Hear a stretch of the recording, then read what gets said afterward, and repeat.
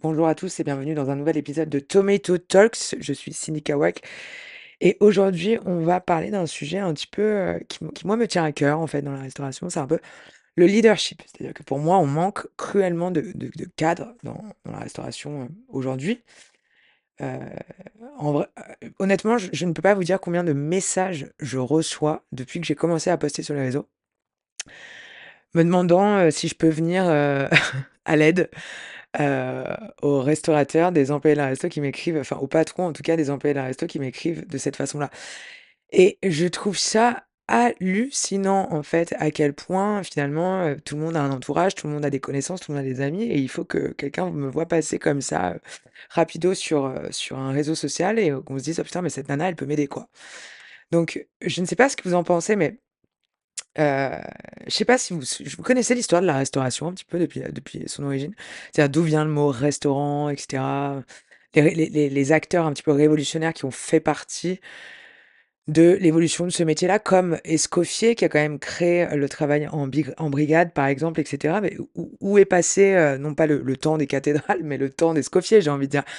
C'est-à-dire que je trouve pas qu'on respecte, heu, les choses.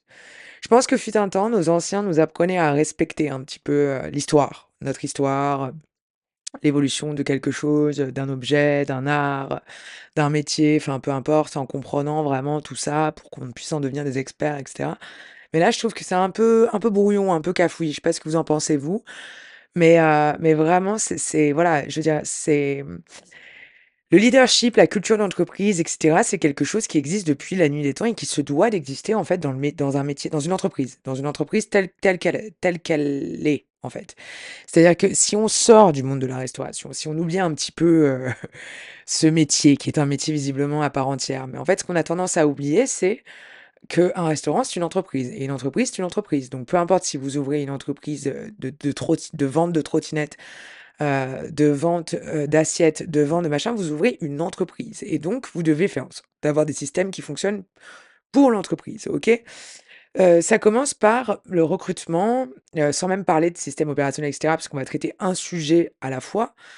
On va parler du fameux donc recrutement, leadership et cetera et souvent, moi, quand on me demande: «Mais, Cindy, putain, mais comment on fait pour recruter et tout, viens m'aider?» Je leur dis: «Mais en fait, vous faites comment déjà vous, là, à l'heure actuelle pour recruter?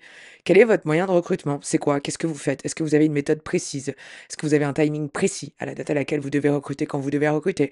Est-ce que vous avez un candidat ou une recherche précise? Est-ce que vous êtes précis, en fait, dans ce que vous faites?» La majorité du temps, non, personne n'est précis et tout le monde s'attend un peu, du coup, à ce que le candidat, comme ça, exceptionnel, tombe du ciel.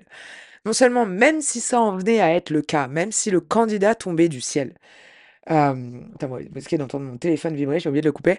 Hem, Même si, le candidat tombait du ciel là et ben, en fait, il faut le tenir, il faut le retenir. C'est-à-dire que monter, des équipes solides, soudées, engagées, ça ne se fait pas en un claquement de doigts, hein. Je le répète assez souvent et c'est surtout qu'il y a tout un process à mettre en place, que ce soit avant le recrutement, pendant le recrutement et après le recrutement. Jusqu'au stade où on booste les performances de l'employé, où on l'amène à croître en même temps que l'entreprise, en fait. C'est vrai que voilà, on me demande souvent: «Mais comment tu as fait pour bâtir des équipes, de plus de 100 personnes et cetera, en France, à l'étranger, au Vietnam?» Comment enfin, tu vois? Même s à chaque fois que je me déplace quelque part, enfin, je veux dire, il y a pas de je suis pas plus forte que quelqu'un d'autre. Par contre, peut-être que la chose que je fais un petit peu plus, c'est de mettre, mes priorités au bon endroit, en fait. Et pour moi, mes priorités, c'est simple, c'est, l'employé et le client, quelque part. Et donc toutes mes priorités vont être focalisées sur 2 points essentiels, le bien-être des employés et le bien-être de mes clients. Mais avant tout et même en priorité, le bien-être de mes employés.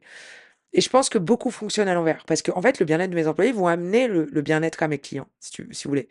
Donc, du coup, c'est tout un ordre et c'est tout un une méthodologie qu'il faut mettre en place. C'est pas un truc comme ça freestyle où on se dit: «Allez, peut-être que si on prie un peu plus fort ce soir, les choses vont arriver tout seul», non, non, je suis désolée. Attends, ça doit être insupportable le vibra. Donc je suis désolée, ça ne fonctionne pas comme ça et voilà et du coup, c'est je pense qu'il faut un petit peu remettre les ronds dans les ronds et les carrés dans les carrés. Peut-être que ceux qui me suivent et qui m'écoutent et qui écoutent ce podcast-là m'auront déjà entendu dire cette expression que je valorise au plus haut point. C'est que c'est pas compliqué quand vous êtes gamin et que vous essayez de mettre des petits ronds là dans les carrés, ça fonctionne pas. Et ben c'est pareil quand on est adulte en fait. Donc si vous mettez les ronds dans les ronds et les carrés dans les carrés, vous verrez que ça fonctionne vachement mieux. Et en tout cas, si jamais vous n'y arrivez pas, ne pas hésiter à demander de l'aide. Mais par contre, je tiens à préciser, parce que j'ai une personne qui m'a appelé récemment, qui m'a fait part avoir fait appel à une agence de recrutement. Elle m'a fait aussi part avoir dépensé 15 000 € pour, cette agence de recrutement. Déjà, j'ai trouvé ça exorbitant par rapport à la seule et unique tâche, que la personne allait accomplir. C'est-à-dire que moi, je crois que je suis pas assez cher en fait, finalement, quand je regarde ça. Avec tout ce qu'on peut apporter sur la table là, si juste le recrutement c'était 15 000, faudrait peut-être que je revoie un petit peu mes prix. Mais bref, ceci est une enfin, trêve de plaisanterie en tout cas. Non seulement cette agence donc a fait payer 15 000 € à cette personne-là qui m'a appelé, mais en plus de ça, elle lui a trouvé une personne, pas ouf et l'agence ne répond plus du tout au téléphone. Sympa, hein? Donc ouais, en fait, avant de faire appel à des gens, avant de faire appel à des prestataires, avant de déléguer, avant de peu importe, vous devez déjà optimiser et maîtriser tout ce que vous êtes en train de faire dans votre entreprise, tout ce que vous devez faire dans votre entreprise. Avant de déléguer, vous savez ce que vous devez mesurer chez les autres pour savoir et vous savez le temps que ça prend et l'argent que ça prend pour ne pas vous faire avoir de cette façon-là. C'est pour ça qu'il faut absolument et absolument, je le répète, activer des leviers de connaissances, en fait, avant toute chose. C'est-à-dire qu'avant même d'activer des leviers de temps, hem, d'argent et de performance, il faut déjà aller chercher la connaissance. En tant que chef d'entreprise, on doit être des boulimiques de la connaissance et on doit avoir une certaine maîtrise de tout ce qu'on doit faire dans notre entreprise, OK? Si on n'a pas ça, on a de fortes chances et de se faire avoir et de se planter. C'est aussi simple que ça. Donc vraiment, n'ayez pas peur de demander de l'aide et surtout, surtout, mais allez bien vous renseigner auprès de la personne, bah, enfin, voilà. Si quelqu'un vous propose de l'aide, renseignez-vous sur la globalité de la chose et à la fois, j'ai envie de vous demander d'arrêter de penser comme des franco-français du type le livrable, c'est quoi exactement? À l'écrit, encadré dans la petite case, non, mais par contre, oui et non, voilà, oui et non. C'est-à-dire que oui, il doit y avoir des livrables physiques, palpables et cetera, mais il doit aussi y avoir des livrables qui sont des livrables de résultats. Et ça, c'est pas, 1 + 1 = 2, c'est genre comment on va faire pour vous amener le résultat à vous, dans votre situation à vous, dans votre établissement à vous, dans vos conditions à vous et cetera. Donc en fait, vous devez vraiment aller chercher des personnes non seulement qui sont passionnées bien évidemment, qui maîtrisent le sujet, mais en plus de ça, qui vont se donner corps et âme pour vous et qui vont prendre votre affaire comme si c'était la leur. Voilà, c'est le plus grand conseil que je peux vous donner et n'hésitez pas à me dire ce que vous en pensez, à commenter, à m'envoyer des mails au sujet du podcast, à m'envoyer peut-être des sujets sur lesquels vous aimeriez que j'intervienne. Voilà, parce que moi, c'est un truc que j'adore faire. J'ai vraiment envie de j'aimerais vraiment me développer. Je pense qu'il est temps d'appuyer un petit peu sur les sujets qui fâchent, avec, des solutions à amener aussi un petit peu sur la table et voilà et pour ça, j'ai besoin de vous aussi, j'ai besoin de nous, j'ai besoin qu'on interagisse ensemble dans ce beau milieu qu'est la restauration pour lui redorer le blason et pour, qu'on y aille, quoi. Voilà. C'était Cindy Kawak dans Tomato Talks. Je le répète, là, par exemple, un jour comme aujourd'hui, il y a pas de script. On est dimanche. Alors rare dans ma vie, j'ai rarement eu des dimanches dans ma vie comme beaucoup d'entre nous, n'est-ce pas? Aujourd'hui, j'en ai quelques-uns.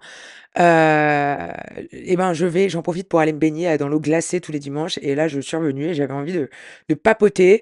Donc je me suis enregistrée et je me suis dit: «Allez, c'est parti, on discute». Donc voilà, il y a pas de script et je pense que ça va s'entendre et j'espère que ça va vous plaire et à mon avis, il est temps que ça déborde un petit peu, autant il y en aura peut-être des plus encadrés, on va dire, pour avoir un côté un petit peu plus structuré, mais autant il y a des fois, il faut laisser un petit peu appel aux émotions et à la spontanéité de, la façon de dire les choses pour que ça parte et que ça vienne tout seul.